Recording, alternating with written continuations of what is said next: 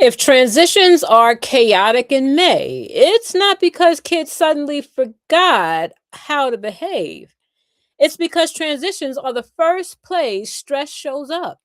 You have new schedules, end of year energy, and family emotions. Today, I'm giving you a simple system that makes transition smoother before the child walks in because consistency is the intervention. Elevating childhood education, where leaders rise, children thrive, and your program becomes a legacy of excellence. Hello and welcome back to Elevating ECE, and I am your host, Beatrice Hutcherson. And this month, we are covering the theme Finish Strong, Start Ready. And this week, we're focusing on transitions because smooth transitions protect. They protect our classroom, they promote classroom calm, they promote child regulation, they protect parent trust, and they also protect teacher energy. Today, you'll learn how to use the toolkit and resource number 2 because we're in our second installment of it. And so the toolkit includes for this week how to run a predictable arrival that stabilizes the whole day, how to coach parents into a consistent goodbye, how to create teacher to teacher handoffs that reduce escalation, how to respond when a child is distressed without all of the chaos, and how to plan a classroom moving up ceremony or how to plan classroom kindergarten moves with a simple transition. This is something that's important for you to understand. Smooth transitions are built before the child even walks in. So we're going to fix the transition by fixing 3 things: what the adult does in the first 2 minutes, what the adult says to the parent, and what the team says to each other before escalation happens. Because when adults are consistent, children calm faster. They're able to co regulate and calm down. So, just to highlight again, smooth transitions are built before the child even walks through the doors. The biggest myth is that transitions are solved in the moment as they happen. That's the biggest myth. Most of them are solved by what you set up, what you do in advance, being proactive. And so what you set up, it is what the child sees first. It's what the adult sees first when they walk in. It's what the parent does consistently. And it's what the teacher team communicates ahead of time. Consistency is the intervention. Next, let's talk about your 2 highest leverage moments is your arrival window. That sets the emotional tone for the day. What happens when the child and the parent arrives in the morning? What does the child do? What does the parent do? What do the staff do? Right? Does the teacher team, do they have a welcoming environment? Do they welcome in the student as well as the parent? Right? So what happens in those moments during the arrival time sets the emotional tone for the entire day. And now the next highest leverage point, number 2, is your room to room handoff. So depending on how the handoff occurs, that prevents any type of escalation. So you may have a child that comes in for the day and they are upset, right? They didn't have a good day with their parent or guardian. And so they come to you and they're already not in a good mood. So that handoff is very important, right? So when the parent hands off the child to you, is in your response, what do you do? If you have opening classrooms and then you have to transition a child from one classroom to the other, all of those things, how you handle that prevents escalation. So it's important that you not do it on the fly or do it in the moment of. It's important that you have a plan for how you do that beforehand, right? Being proactive, knowing that these types of situations will come up. And especially that we need to optimize during the arrival time. And then the handoffs are also important to prevent or at least quickly de escalate situations, right? So that is something we want to focus on. So we want to take advantage of our two highest leverage moments. Now let's talk about why wording matters. Why do the words that we speak matter? Let's talk about it. Words matter because unclear, emotional, or inconsistent messaging creates negotiation, especially during the goodbye time. And so you'll see that that happens often when a child is dropped off. If you don't have a system that you've already built up, because now remember, we're in May at this point. So all of your routine should be in place, all of your structure to your classroom, your organization, all of that should already be set in place. And so, what have you built up to this point, or what has your staff built up to this point? There should be some structure for how you hand children off. Admit there should be some type of structure around what you say, especially if a child is disgruntled or a child is not having a good morning. How do you assist them or support them in saying goodbye? There should be some structure that's in place, because if it's unclear, you're trying to figure it out in the moment, then it will cause the matter to escalate, especially during this time. So we want to make sure that we have our consistent process. This is our structure. This is how we handle our times of arrival, including the parent leaving the classroom. Sometimes you get parents that will stick around and hang out and want to talk and do all of those things, or just sometimes parents have an issue with attachment, right? And so they will kind of stay because it's uncomfortable for them to even leave their child, right? So you have to know how to support the parent even in leaving, so that it also supports the child. So if it's unclear and if it's inconsistent messaging, meaning that each teacher does something different, then it leaves room for negotiation and it opens up lots of other situations that you don't want. So knowing ahead of time what your process and your structure is can really be helpful, and that would include the wording that you use during that time. And so that means that all teachers would use that same language so that the consistency would be seen. Now let's talk about why do transitions blow up in May? We've come through the entire year. Children know their routines by now. Well, May transitions get harder because schedules change. You now have maybe some field days, or you have offsite trips, or you have end of year events happening. So there are changes to the schedule, and all of that makes transitions a little bit harder. Children are also more tired, and so that leads to them being dysregulated. Teachers are stretched thin because we're almost at the end of the year. We are in anticipation for everything that is to come. And then parents are emotional. Children may be leaving the program, going to kindergarten, right? Or changing rooms. All of that creates some instability or some uncertainty. And so it causes a lot of emotions around that.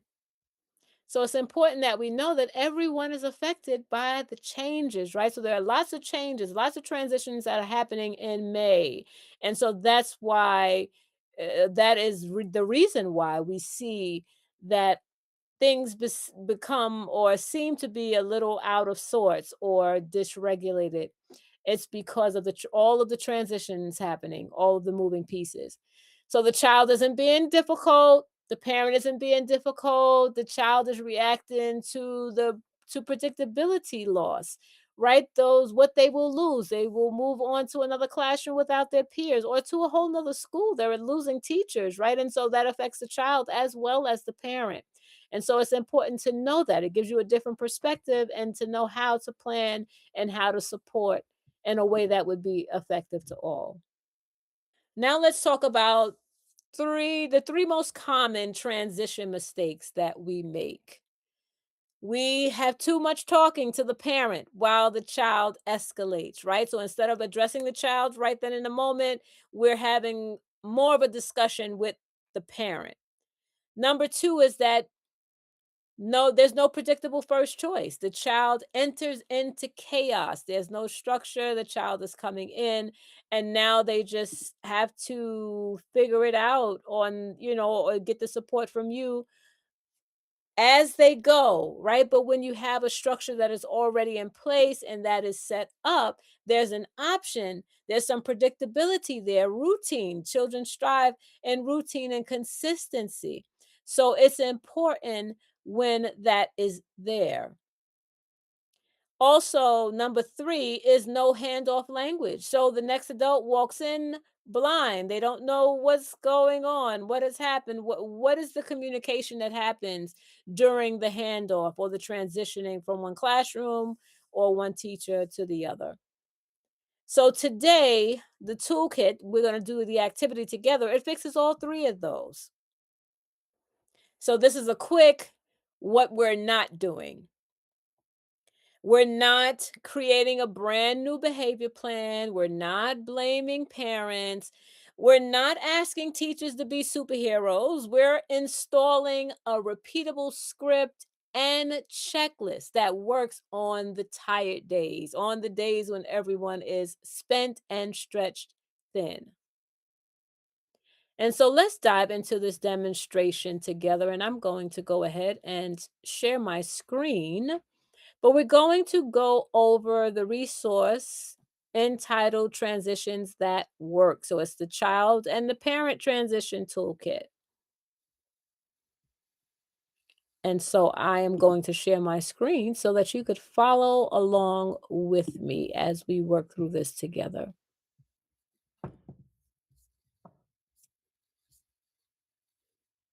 All right, so we are going to resource 2 here. And again, you can get your copy of the May monthly packet, which is entitled Finish Strong, Start Ready. And so each week we're covering different topics. Last week, which was the first installment, we talked about school readiness without stress. And so today we're talking about transitions that work. So we're going to go to resource number 2.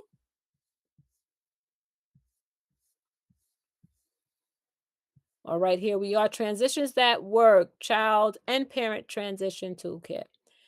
So, smooth transitions are important, right? As we've discussed and talked about it during our time together today, we understand that we need to be proactive and that we need to plan in advance for our children, especially, transition doesn't just start in the moment or right as something is happening, but it starts early. Even as we have children that are leaving, we'll be transitioning to kindergarten, then that transition shouldn't just start happening in April, shouldn't just start happening in May, right? It should be happening or be implemented or put into lesson planning, right? Even from the beginning of the year. And so now here in May, we're talking about how to support with the child and the parent transitions. And so here we have a daily child transition checklist. And so this is to be completed every morning by the teacher. Greeted the child by name at the door with eye contact, right? How are they connecting the moment the child walks into the classroom?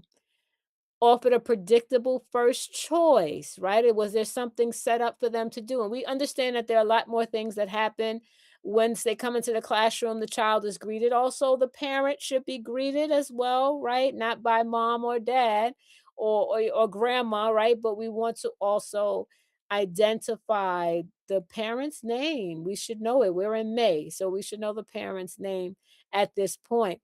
And so, of course, and then we do our health check. We make sure the child is fine. Those are all of the regulatory items that we do. But for the sake of this, we're talking about the transition more specifically, right? So we want to greet the child as they come in, as well as the parent. We want to also offer a predictable first choice. When they come in, usually there's breakfast, but there should be activities also set up that will allow the child to transition into an activity, right? So that the focus is not on the fact that the parent is leaving.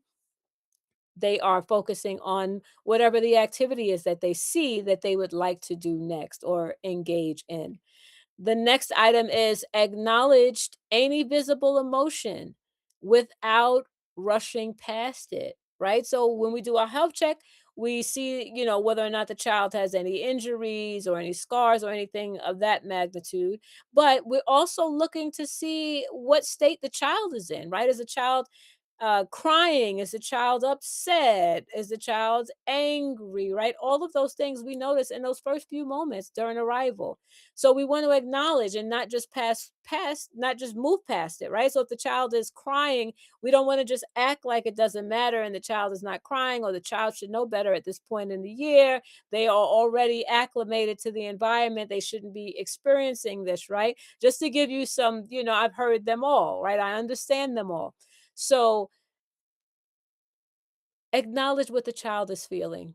Acknowledge the emotion, right? So you can address that. Like, I see that you're crying. What's happening this morning? I see that you're not happy this morning. Tell me about what's going on, right? So don't just rush past it. I know it's a lot going on because you have other students coming in, but it's important that you give that individualized time or attention, because if you don't, it could cause the matter to escalate. And so now what was already a busy time now becomes a chaotic time, because now you have these escalation of behaviors of whatever it is, right?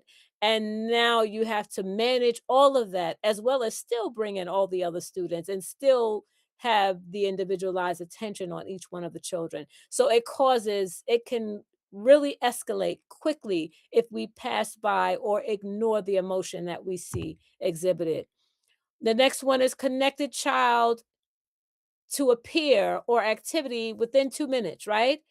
Let the child know, oh, we have the sand area, we have the block area, we have the dramatic play that's all open. And so and also we have breakfast if you'd like to have breakfast, or you can go to one of the areas to play, right? So we want to give them or connect them. See, oh, your friend, John is here. Oh, you can go and play with him. He's already in the block area, right? So you want to connect the child to a peer or an activity as soon as they come in the classroom.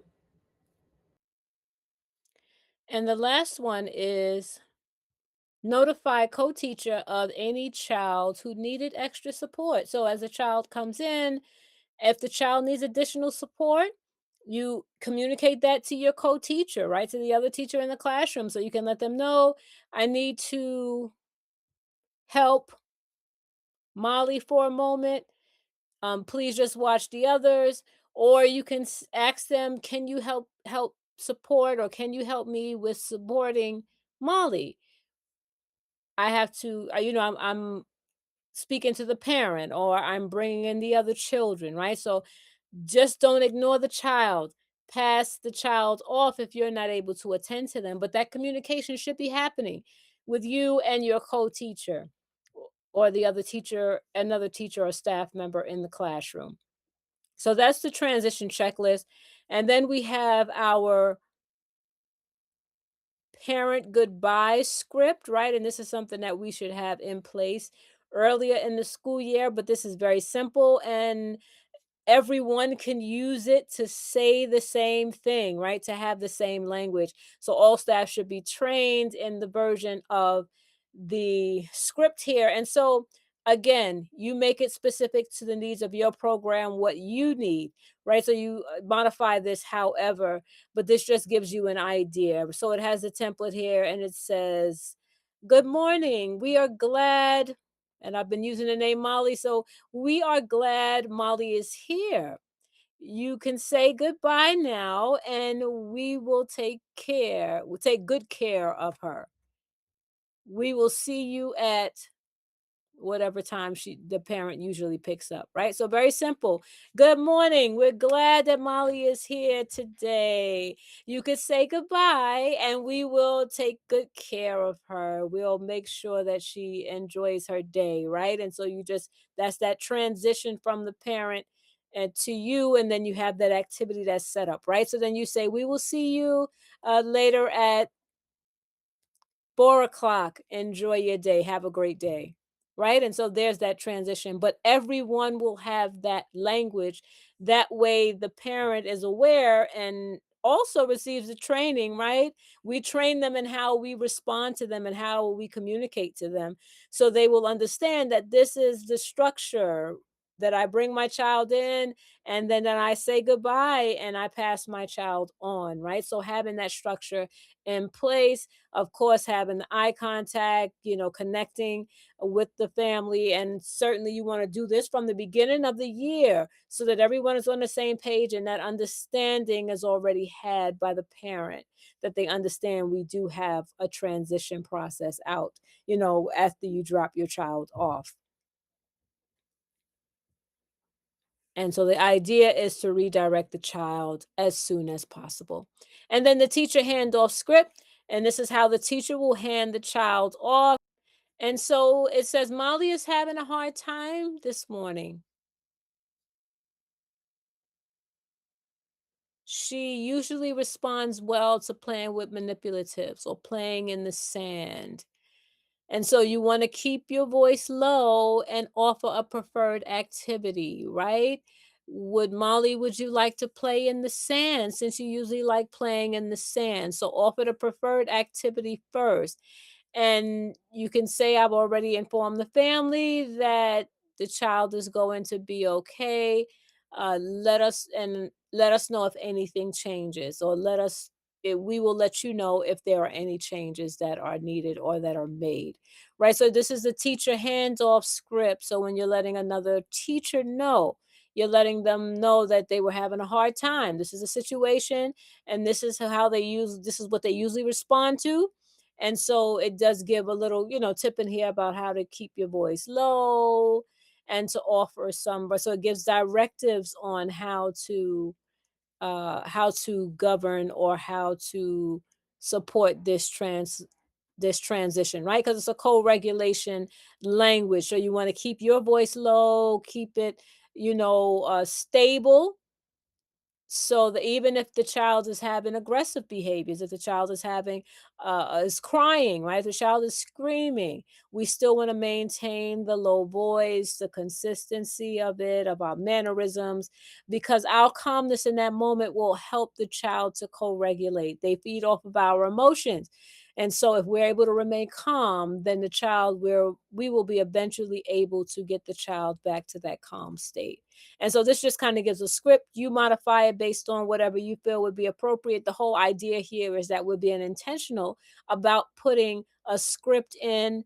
And sometimes we think we don't need to tell teachers how to do this, but we do. It matters, right? And so sometimes teachers could be a little agitated. And if they respond in that way and a child is already agitated, then that's going to just escalate the situation. So having a script, everyone knows what to say, everyone says the same thing, it is very helpful. And then the next piece is if the stress lasts more than 5 minutes. So these are the things that we do. And you may have, if especially if a child has a behavior support plan, then you may already have some strategies, but this could be generally for the whole class. So you want to follow this sequence. So if the stress lasts more than 5 minutes, then you want to stay calm and stay close. Do not leave the child alone. Don't just walk away and say they'll get a grip at some point, right? No, you don't want to leave the child alone. You stay calm and you stay close. Next, you want to offer the child a preferred object or calm down item. Sometimes in the classrooms, you'll have like weighted pets or weighted vests or things like that, or even just an item that the child likes. You can give that to the child to help them calm down. Next, you have moved to a quieter corner of the room if possible. So you can say, can we go away can we go over here to the library and just sit and just talk so that we can move away so that your friends could hear what's happening in circle time, right? So we move the child away. We don't move them away and isolate them. Remember, we're staying with them, but we are moving them to a different area, a quieter corner if possible, where there's not a lot of noise, a lot of children moving by, a space that is that's quieter, where the child can be able to regulate. Next is contact the director or backup staff if distress continues past 10 minutes, right? Because this will greatly impact your classroom. If this is going on for a long time now, then you call for support. And then next is document in the child's daily log or in your anecdotal on the child, or if they have a behavior tracking sheet, an ABC sheet, then you want to track it on there, and then you notify the family during pickup. You let them know that your child had a difficult day or whatever the issue was, and let them know the update on it. And so we were able to work with the child. We were able to support her back to a place where she was able to go and play with her friends, right? So you want to give the entire update. Don't just leave it at the point that they had a difficult time. Let's talk about how we were able to move them past the difficult time. And then this is a transition plan. So this is for a classroom move or to kindergarten, right? So they're leaving the program if they're going to kindergarten, or they're moving from one classroom to the other. And so this is one plan per child. So you have the child's name, and then you have the transition date. What date are they supposed to move? What helps the child to regulate?